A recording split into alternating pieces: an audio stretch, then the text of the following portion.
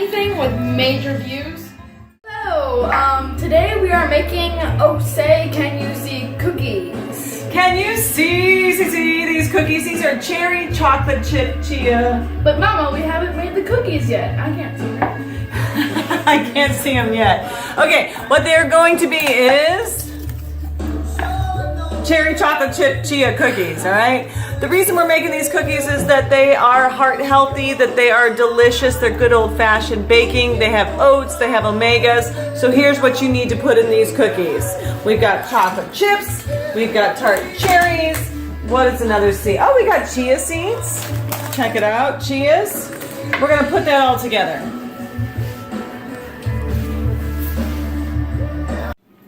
Alright, now we're gonna do our dry ingredients. To begin, we've got the flour. So we have got 1.5 cups flour. And you mix, and anytime you're making cookies, you mix your dry ingredients first. Go ahead, Reese. You can mix your dry ingredients first and your wet ingredients are separate. So we've got the flour in here, baking powder, salt, cinnamon, and baking soda. Just go ahead and get those mixed together. We are going to turn our attention to the wet ingredients. So right now we have the oats, but we're gonna leave the oats to the last ingredient. So these are our seeds. So we got the chocolate chip, the cherry, the pecans, and the oats, and the chia. Those are gonna be our very last ingredients. So we got the dry stuff ready, and we are gonna switch over to the wet ingredients. So, whenever you are making cookies, you always want to start with the butter. So, I just got 2 sticks of butter right here, and wow. These are room temperature, so that is softened butter, and 2 sticks equals 1 cup. So, you gotta cream this butter. Let's do it.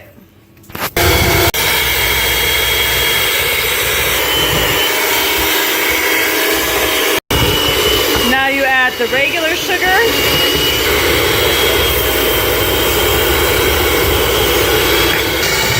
At this point, we've got the sugars together, well blended.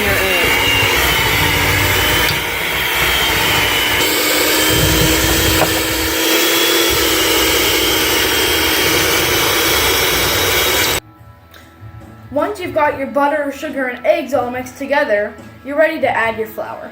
Cool. Let's do it. Gonna leave that spoon in there? All right, let's go.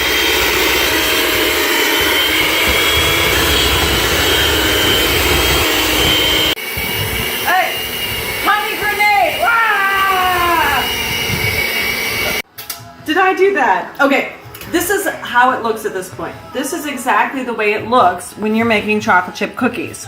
If you wanted to use a chocolate chip cookie recipe, you could, but this is our batter before we add any of the dry ingredients. Check this out. Boom, oats, boom, chia, 3 tablespoons. And now, what we're doing is all of that cherry, chocolate chip, and pecan. Were you distracted by the chocolate chips? Why not? They're good.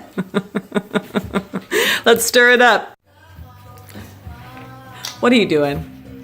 I'm mixing. Mixing. So why aren't you using the beaters? Because dough can't be mixed with beaters when it's this thick. It would probably break them. Don't. All right, so you're folding it together. Reese is using a spatula, but we probably need a nice wooden spoon. The chia seeds are in there. And if it gets too dry, add some additional moisture in the form of water. So here's our batter. It's looking like the oats are not incorporated yet, so you still need to keep stirring. So chia seeds absorb water. So I just had my honey container, and there was a little bit of honey left in the bottom, which is why we were doing the honey grenade. So just, if you're seeing a lot of extra dryness and crumbs of those oats, then go ahead and just incorporate a little bit of extra water, a tablespoon at a time, until you get a batter that is the consistency of chocolate chip cookie dough. And who doesn't love that? Man. Seriously? Yeah, no kidding. All right. Think it's gonna make a good cookie? Yeah. If a chunk of batter this size weighs at least 2 pounds, then it's gonna make a great cookie, people.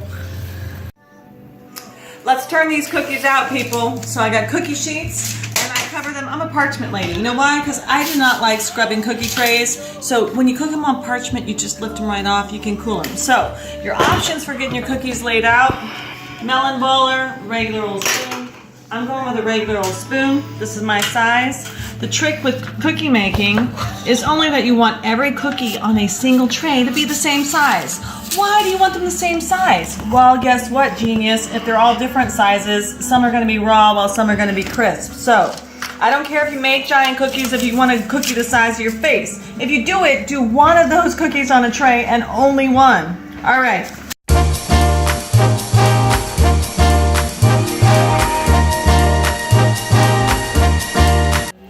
All right, cookies, it's time to get these Oh Say Can You See cookies in the oven. 375, please.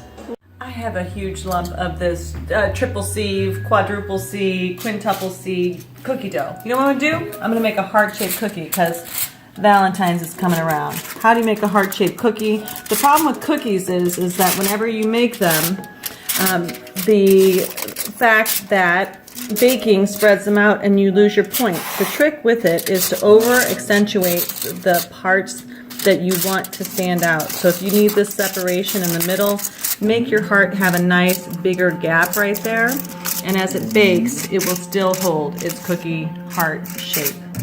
We have our cherry chocolate chip chia cookies. Gosh, they're good. The chia gives a little bit of crunch. The chocolate is yum. The cherries are chewy. And you have a tongue twister to go along with your cookies. So, now it's your turn. Go make it.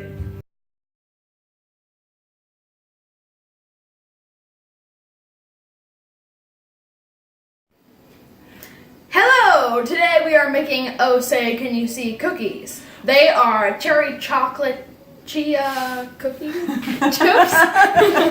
It's going to be a tongue twister, but it's going to be delicious, all right? So this is cherry chocolate chip chia cookies. Once you've got your wet ingredients all mixed together, then you can start